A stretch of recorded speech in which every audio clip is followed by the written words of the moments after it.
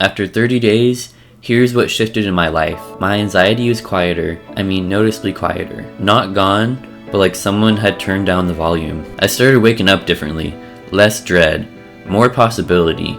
I had an opportunity come through that I genuinely wasn't expecting. And the way I talked to myself, inside my own head, changed in a way I'm still unpacking. I didn't do anything dramatic.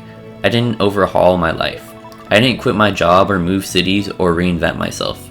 I just did affirmations every single day for 30 days. And I want to tell you exactly what that looked like. The skepticism, the awkwardness, the moments where I felt ridiculous, and the moments where something genuinely, unexpectedly cracked open. If you're new here, welcome. I'm Ben Weston, and this channel is about inner work, the real kind, the messy kind, the kind that doesn't always come with the tidy before and after. I decided to test affirmations because, honestly, I didn't fully believe in them. I tried them before, half-heartedly, inconsistently, and nothing happened. But I kept hearing about them, kept seeing results other people claimed to get, and I thought, what if I actually committed? What if I did this properly, with intention and structure for a full month? So I did, and I documented it. By the end of this video, you're going to understand why affirmations work and why they don't when done the wrong way. You'll see exactly what my process looked like, including the specific method I used, and you'll get an honest, unfiltered account of what shifted, what didn't, and what I would do differently. Let's get into it. I want to give you some context because I think it matters. Going into this experiment, I was in a bit of a rut.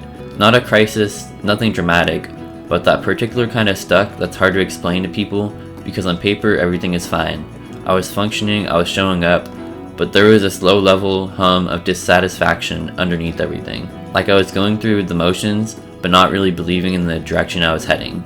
I was also dealing with a lot of negative self-talk that I would kind of stop noticing because it had been there so long.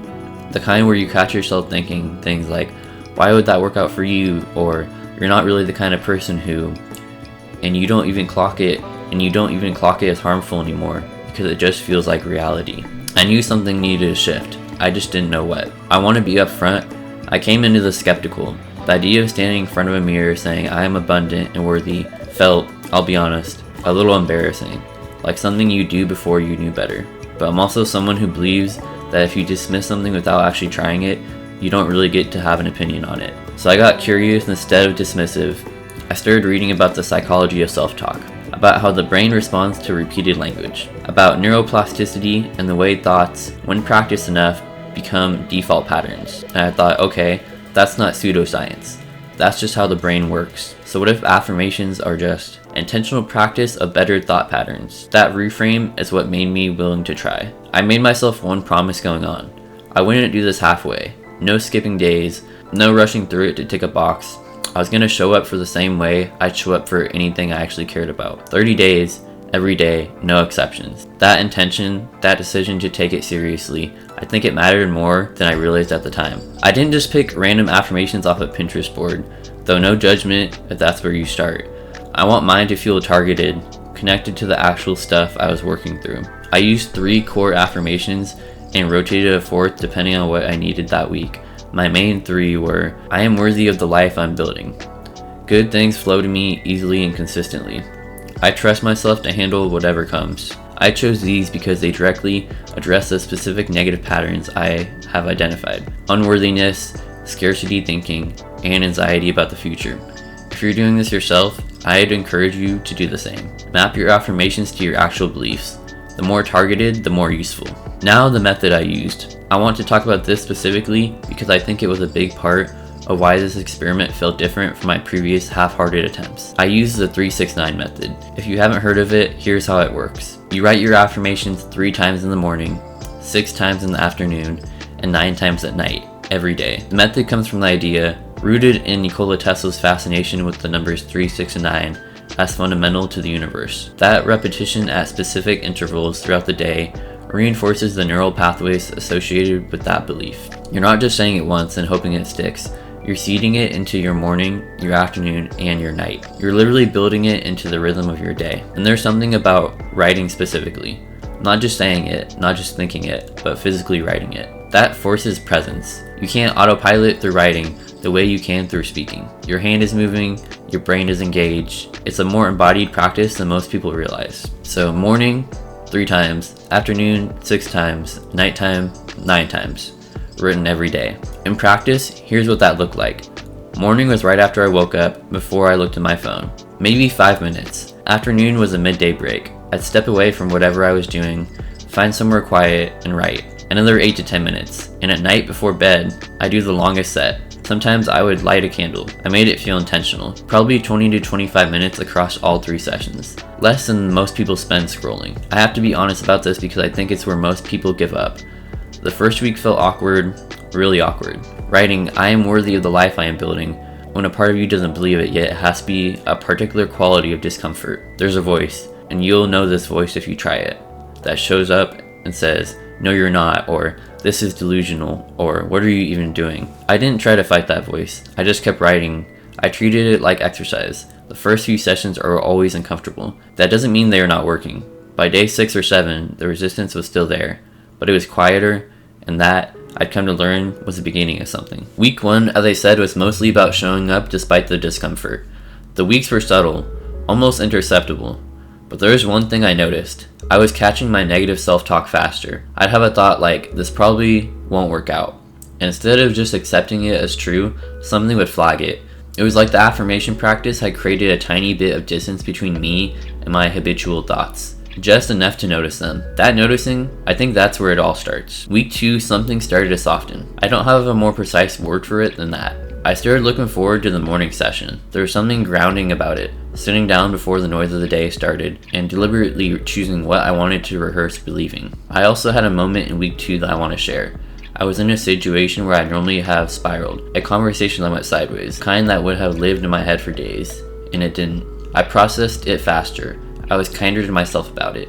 I genuinely don't know if that was the affirmations, but the timing felt significant. Week 3 is where things got interesting. Something came through. An opportunity I had been loosely hoping for, but hadn't been actively pursuing. And when it did, my first reaction surprised me. Instead of the usual, is this really for me? Hesitation, I felt ready, calm, like a chorus showed up. I want to be careful here, because I don't want it to make it sound like I'm claiming the affirmations manifested a specific outcome. I genuinely don't know that. What I do know is that my response to it was different than it would have been before the experiment, and how we respond to opportunities shape what we do with them. That distinction matters. By week 4, the practice had stopped feeling like a practice and started feeling like a default. The language of the affirmations had gotten inside me somehow. It wasn't something I was doing. It was starting to become something I believed.